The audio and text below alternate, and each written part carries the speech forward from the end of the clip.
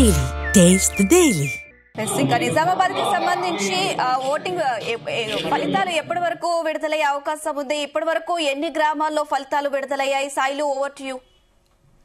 Yes, ఇప్పుడే మనకు అందిన సమాచారం ప్రకారం ఏదైతే మోస్రాలోని దుబ్బాతాండ సర్పంచ్ గా ఏదైతే బాణావత్ శివ దాదాపు 254 ఓట్లు పోలవగా ఏదైతే 14 ఓట్ల మెజార్టీ తోటి ఆయన ఇప్పుడే తాజాగా మనకు వచ్చిన ఫలితం అది. ఆయన కాంగ్రెస్ మద్దతుదారుడు. మోత్రాలో మనకు విజయం వచ్చింది. అదే విధంగా మిగతా ఈ చందూరు గాని, తర్వాత కోటగిరి గాని, తర్వాత మిగతా ఏదైతే పోతంగల్ గాని, రుద్రూరు గాని ఇంకా కౌంటింగ్ స్టార్ట్ అయింది. అక్కడ ఇప్పుడిప్పుడు వార్డు మెంబర్లు కొన్ని ఇప్పుడే ప్రకటించారు. అదేవిధంగా నవీపేట మండలానికి వస్తే మనం ఇప్పుడు అభంగపట్నం పోలింగ్ కేంద్రం దగ్గర ఉన్నాము. ఇప్పటి వరకు 2 వార్డుల ఫలితాలు మనకు బయటపడ్డాయి. అయితే మొత్తానికి ఓవరాల్ గా చూస్తే ఈ బోధన్ సబ్ డివిజన్ లో మనకు ఇప్పుడు పోలింగ్ అయితే పూర్తయిన తర్వాత 2 గంటలకు ఏదైతే ఈ కౌంటింగ్ ప్రక్రియ అనేది ప్రారంభమైంది. కౌంటింగ్ ప్రక్రియ ప్రారంభమైన తర్వాత అవన్నీ కట్టలు కట్టిన తర్వాత అవన్నీ ఓట్ల లెక్కింపు అనేది జరుగుతుంది.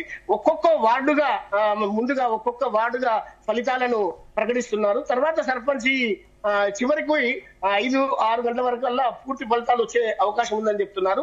అయితే మొత్తానికి మనకు ఓవరాల్ గా చూస్తుంటే మొత్తం ఉమ్మడి నిజామాబాద్ జిల్లాలో 1077 పంచాయతీలు ఉండగా మనకు టోటల్ గా ఓవరాల్ గా మనకు ఇప్పటి వరకు ఈ రోజు మొదటి విడత ఎన్నికల్లో షెడ్యూల్ ప్రకారంగా 351 గ్రామ పంచాయతీలకు ఈ రోజు పోలింగ్ జరిగింది.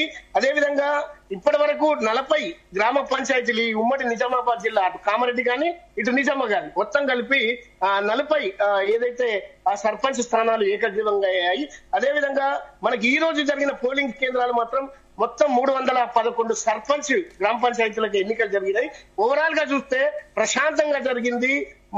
79.95% చందూరులో మనకు పోలింగ్ శాతం నమోదైంది. అదేవిధంగా కోటగిరిలో 78.05%, అదేవిధంగా మోస్రాలో 76.09%, పోతంగల్లో 82.21%, అదేవిధంగా రుద్రూరులో 84.05%, అదేవిధంగా వర్ణిలో 78.74%. ఇక నవిపేట విషయానికి వస్తే 75.04 మనకు నమోదైనట్టుగా మనకు తెలుస్తుంది. ఓవరాల్ గా ఉదయం 11 గంటల వరకు 50% పోలైంది. ఒక్కసారిగా మనకు 1 గంట వరకు